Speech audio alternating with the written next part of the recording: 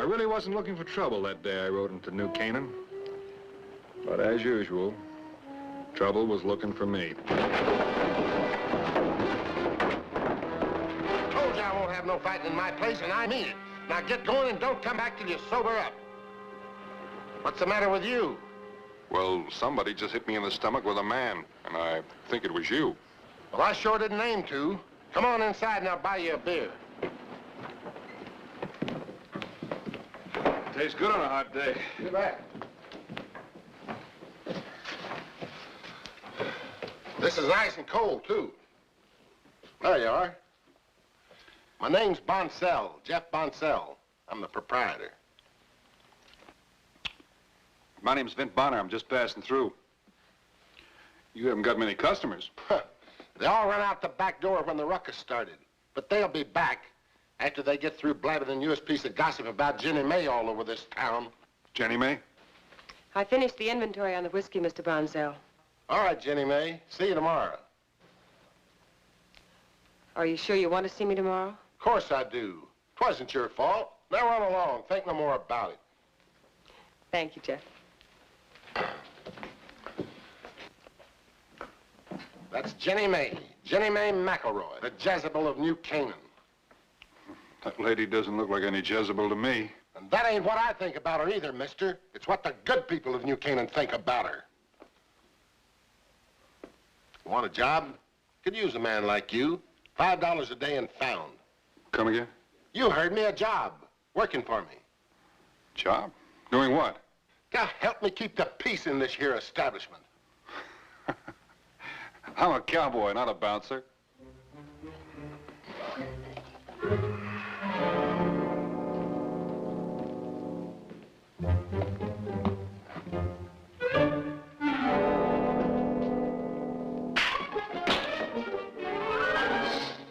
You're a bouncer, all right.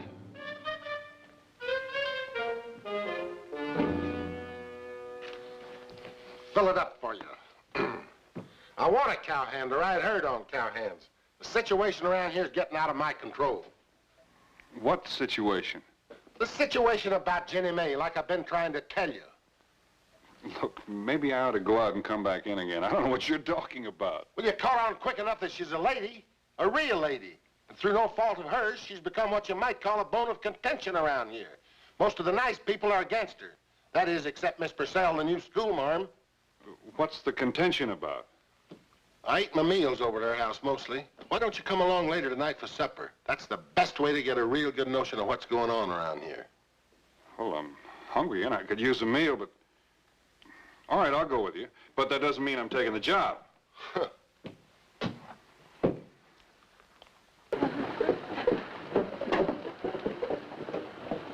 Something's just got to be done about her. Look at her walking along carefree.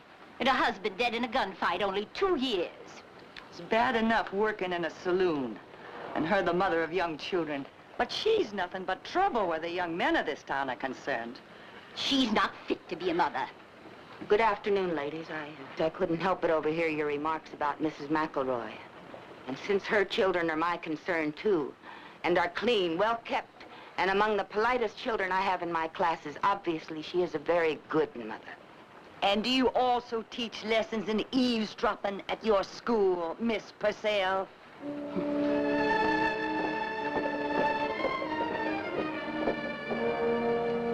Well, I don't really know how this thing got started, Mr. Bonner. Since you're a friend of Jeff's, I'll be frank with you. After Jim was killed, I didn't really know what to do. There were a lot of men in town that seemed to want to help me. But none of them wanted to give me a job, except Jeff. Blue-nosed hypocrites, all of them. Well, Jeff gave me a job keeping books and looking after things. And that way I was able to care for and feed my children. From what I've heard, you've done a darn good job of it, too. And I just darn well couldn't get along without her. Oh, I would have taken a respectable job, Mr. Bonner, if there'd been one. It's no offense to you, but I can't live and raise my children on the basis of what other people think I should do and the way they want me to act. Besides, I didn't really have much choice in the matter. Good evening, Mr. Bonsell. May we come in, Mama? Of course, dear. Mr. Bonner, this is Bruce and Gordon and Betty Sue. Hi, Mr. Bonner. Hiya, Mr. Bonner. Hello, Mr. Bonner. Hello there. Dorothy noticed that on your face. I told you she'd notice. It's soap and rice powder to cover up his black eye. Oh, no, not fighting again. I had to. Jamie Goodhue said a bad thing. I heard him. He said we were unfortunate children and more to be pitied than scorned. That's when Gordon hit him. Right on the nose. And Jamie Goodhue's 10 years old. Why are we more to be pitied than scorned, Mama? You're not. But you still mustn't go around fighting all the time. Jamie said 2 men were fighting about you in Mr. Bonsell's saloon. Today. Well, that isn't so. There was a fight, all right, but your mama had nothing to do with it. Now, listen, you remember what I've told you. Don't listen to gossip. We can't go around all the time with our fingers in our ears. Well, I know that, but you don't have to believe it, do you? I don't. That's why I hit him. Well, look, you children run on, get all washed up for dinner and everything. Now, go on. Is Mr. Bonner staying for supper? I certainly am, young lady. You run along now. Go on. I can rightly say I never figured on taking a job as a bouncer. But it's 10 days till I report to Trails End for roundup, so I'll take the job. As a matter of fact, the idea kind of intrigues me. Good. Miss Purcell. You don't have to look so scared, ma'am. This here saloon can't bite you. I'd like to speak to you, Mr. Bonsell. Oh, that's all right. This is my friend, Vint Bonner. Why don't you come over here and sit down? Tell us about it.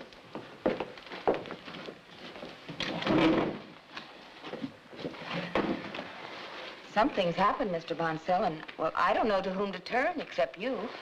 Amy Goodhue has gotten the members of the school board to sign a complaint against Mrs. McElroy. She will introduce that complaint at the Guildhall meeting. What kind of a complaint? They will claim that she is an unfit mother and will try to make her children wards of the community. Well, won't the sheriff have something to say about that? There ain't no sheriff. He quit 2 months ago. The city council ain't appointed a new one yet. Well, what's she got against Jenny May? Just because Gordon got in a fight with her kid? Well, it probably didn't help none that he knocked 2 of the little polecat's teeth out, but that ain't it. Them 2 old hens have been sharpening their claws for a long time. I'm afraid so. They also plan to give me notice that my services are no longer required. They can't do that. Oh, yes, they can. But I mind it a whole lot more that they're trying to take that nice young woman's children away from her. Well, that's all my fault. How? Well, you see, I got a stake in this town. I once got to be president of the school board. That's when I sent for Miss Purcell here to be our new school teacher. Of course, that let out Amy Goodhue's sister, Minnie. She was the old school marm. Oh, I see. Oh, no, you don't. Minnie ain't no teacher. She's a fat old parrot. She had them kids all in one room learning everything by heart. No matter how young or how old or how smart or how ignorant, they all had to recite the same things. Now, I ain't got much education, but I ain't stupid. And I can tell you that ain't teaching anything. Miss Purcell, if you have to leave, how much notice do they have to give you? Well, it was agreed that I was to have 2 weeks' notice when I took the position. Suppose you let Jeff and I just chew this over for a while, hmm? Well, thank you. I certainly hope something can be done, regardless of me. It would be a terrible miscarriage of justice if Mrs. McElroy's children were deprived of their mother. And the other way around, too. Bartender! Bartender! Bartender! Get back to my classes. Whiskey! Those drunks are at it again. Whiskey! Bartender! Look, you sit down. Let me start earning my keep. It's all alike. Whiskey! Bartender! Bartender! Now, look, boys, you gotta stop drinking like this. You'll both be out by noon. You have the same uncouth manner of my erstwhile enemy, Clayton, here. You will kindly serve us some whiskey, so I may continue my argument with this here Yankee, and endeavor to prove to him that there never was a northerner who was fit to lick the mud off of General Lee's boots. That's enough. That's enough. Come here. Now, look, boys. I was hired to keep the peace in the saloon, and I intend to do so. Besides, the war is over. Were you in it, sir? I was. Which side? It doesn't make any difference which side. Besides, we're all on the same side now. Not me. I think you'd best stand aside, sir. This here's a private discussion.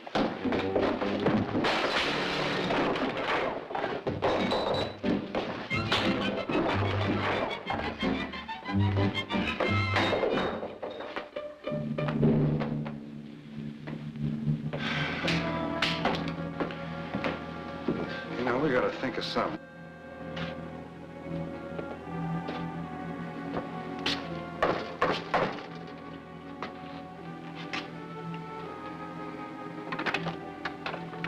Miss Jenny May? For you. I can't accept those, Mr. Clayton. Merely a token of my admiration for you, Miss Jenny May. Surely you must know how I feel about you. I don't know any such thing, Mr. Clayton. I thought I'd like the pleasure of your company at dinner, ma'am. I'm having dinner with my children. Oh, can't they have dinner without you this one time? Get out of here, Mr. Clayton. And don't ever come back, you drunken secessionist. I warned you to stay away from me. And I warned you to stay away from her.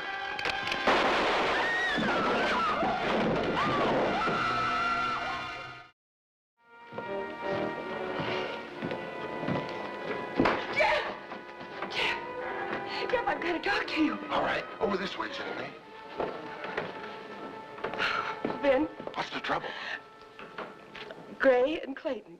They had a gunfight on my front porch. They're both hurt. Did anybody see him? Oh, I don't know. I hope not. Well, the first thing we better do is get him off your front porch. But I can't hardly leave here right now. I'll go. Maybe you better stay here for the time being. Well, the children are in the house. I have to go back.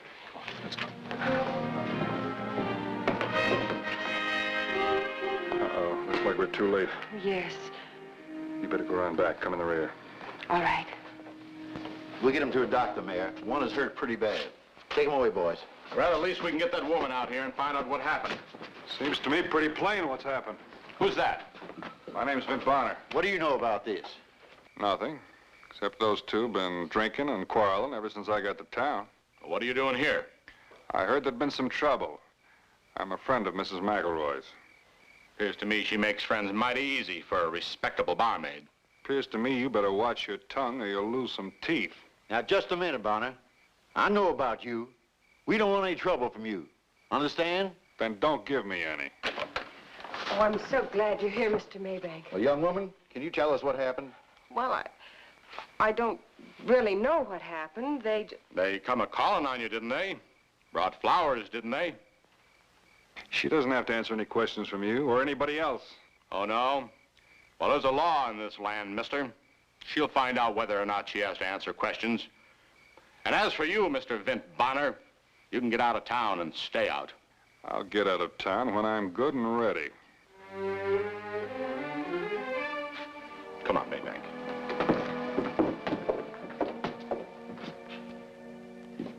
Don't you fellers ever go to bed? How'd it go? Worse than I thought. The town council's indicting her. That's ridiculous. Indicting her for what? They say she ain't fit to be a mother. She's taking care of her children. Good care. I'll get the best lawyer in the whole country, by gunnies. When's the trial set? This afternoon. What are you talking about? You can't get a lawyer by this afternoon. Where is the nearest one? Abilene, over 100 miles. The only lawyer in this town's Mayor Pritchard, and he's doing the prosecuting. There's only one thing to do. That's ask for a postponement. How do you do that? Well, you step up to the judge and you say, Your Honor, the defendant would like to request a postponement so she can have time to get herself a lawyer. That's her constitutional right. Well, you talk as good as any lawyer I ever heard. Why don't you be her lawyer? 'Cause I'm not a lawyer, that's why. Well, how come you know so much about law if you ain't a lawyer? I worked for the U.S. Marshal a couple of times, and I've been in court a couple of times, but it doesn't make me a lawyer or anything near one. Okay, don't get mad. But you'll have to be the one that asked the judge for that, whatever you call it. I'd never remember to say Your Honor and all that. I'd probably get mad and bust him in the nose. You can't bust the judge in the nose. Who can't? Look, when he's up on that bench, he's got the whole United States government backing him up. Seems a little one-sided to me. Well, it can be sometimes, but that's the way it is.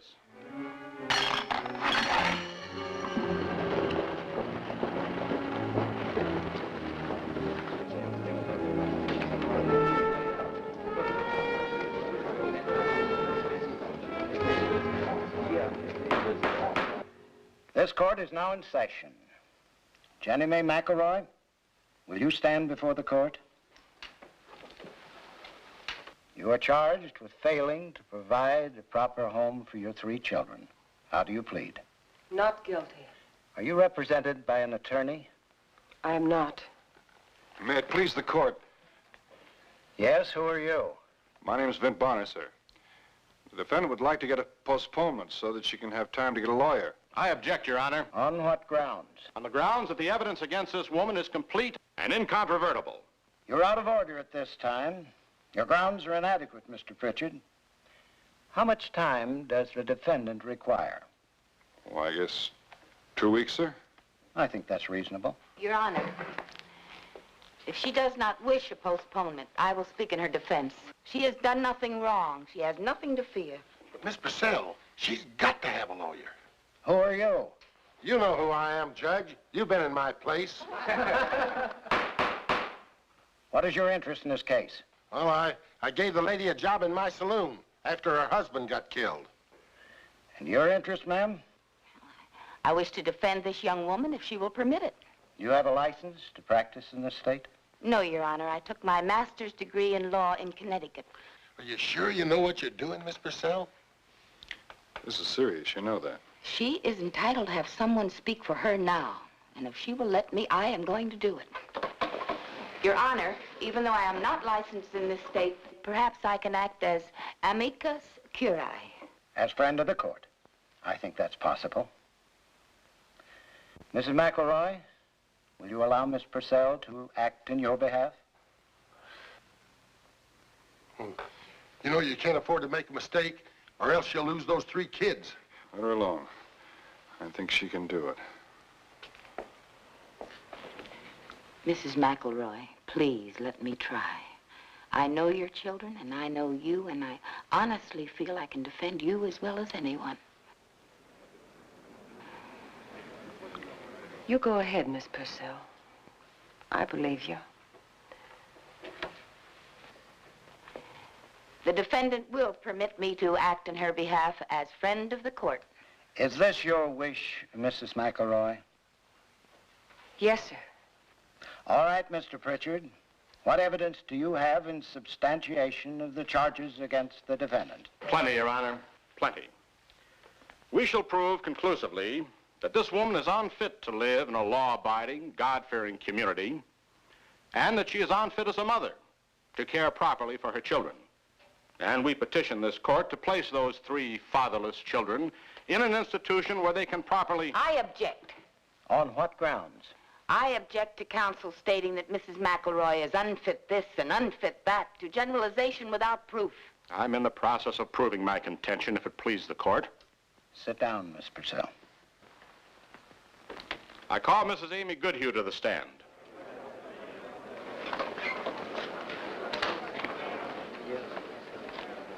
Raise your right hand.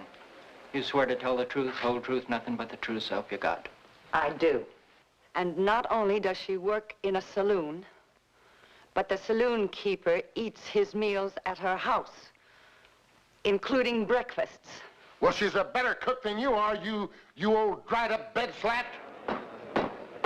It was about 8:30 last night. I went over to her house with Mayor Pritchard and Joe Sawyer and Sam Watkins. And what did you find on the front porch of Mrs. McElroy's house, Councilman Maybank? Adam Gray and Randy Clayton, both wounded from gunfire. One seriously. Did you ask Mrs. McElroy to explain their presence there? Yes, sir, I did. She claimed she didn't know anything about it. Said she had nothing to do with it. But one of them must have come a-courting, or something. I object, Your Honor. How does he know what they were there for? Sustained. That's all, Your Honor. You may step down. The If a couple of stray coyotes got into a fight in your front yard and killed themselves, that wouldn't prove that you raised coyotes. Look, I don't know anything about the study of law, but I know there's not a grain of truth in anything these people claim. Will you kindly let the defendant's counsel defend her? From where I sit, Mrs. McElroy is a fine young woman, and she has 3 fine young children. Calling her guilty is the same as calling me a liar. Are you threatening the jury, Mr. Bonner? No, sir, but I certainly wouldn't like being called a liar. Your Honor, I would like to proceed now with my defense. If I hear one more peep out of either one of you, I'll hold you in contempt. As Mr. Bonner said, none of the slander against Mrs. McElroy has been proved. Oh, but something else has. The institution of motherhood has been held up to contumely and scorn. The claim has been made that Mrs. McElroy is not a proper person or a proper mother.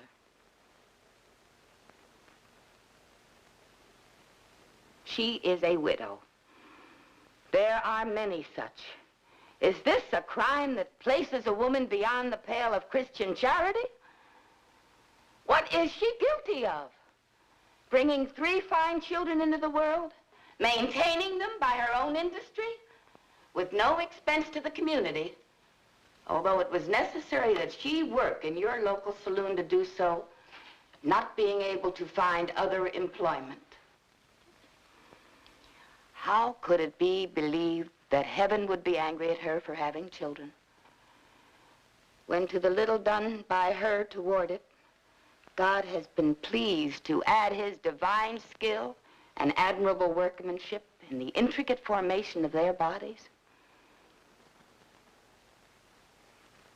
And crowned it all by furnishing them with rational minds and immortal souls.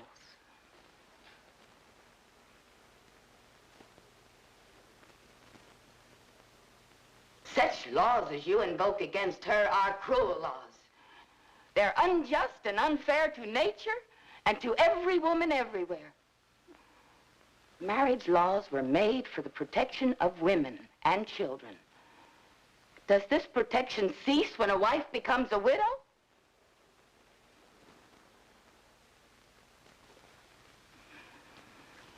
Women bring life into the world. That is our destiny, the creation of life. And I pray heaven that someday women will have a voice in the conduct of the state as well as in the home.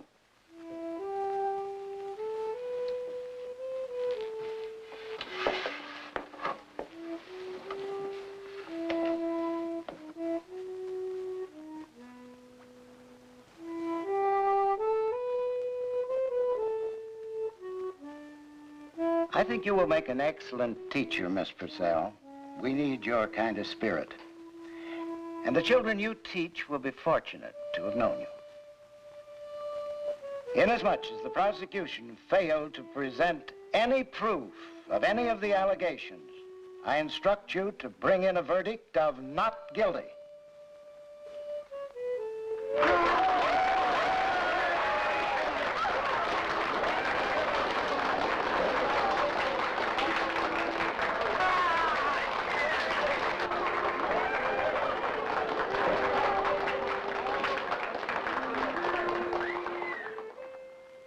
Knowing right from wrong, that's not too difficult. But taking a stand for the right, well, sometimes that takes some doing.